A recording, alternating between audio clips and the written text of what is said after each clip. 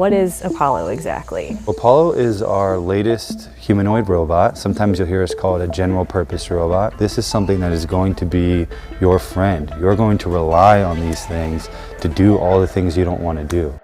So what are some of its capabilities? We've designed Apollo with roughly human morphology, human range of motion, the same height, the same weight as a human. We need to make robots much more versatile than what they are today. The reason that it's humanoid is because we've built the world for humans. We have a big labor shortage here in the US. So where Apollo's going to start is in warehouses, like you kind of see here. It can lift about 55 pounds. It operates on about a 4-hour battery. And you can change the battery out so you can keep it running 22 hours a day is what we're targeting. What would you say to people who are watching this, they see Apollo and they're worried, Apollo could take my job? If we can pair humans with robots, then the robots can take the portion of the work that drives people out of those industries.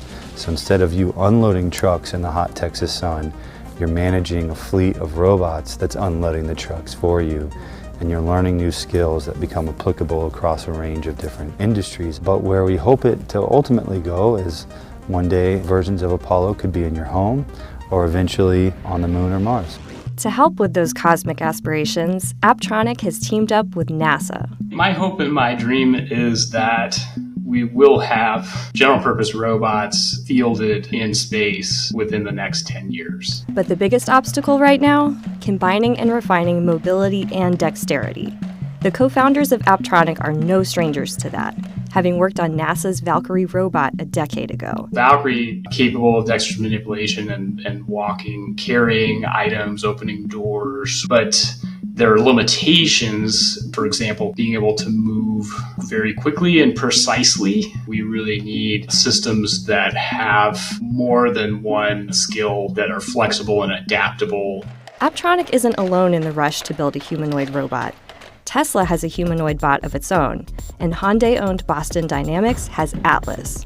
But Atlas relies on hydraulics for its movement. Hydraulics are very powerful, but it's not safe to be around. So our bet at Apptronik was that electric humanoids were going to be the future. So the first phase for us was to focus on performance of electric motors or actuators and try to get them up to par with what you see with a lot of hydraulic systems. And they're aiming for this everyday robot to have an everyday price. What would you say is the price point for Apollo? The goal is for it to be less than the price of your standard car. These have to be affordable, they have to be accessible.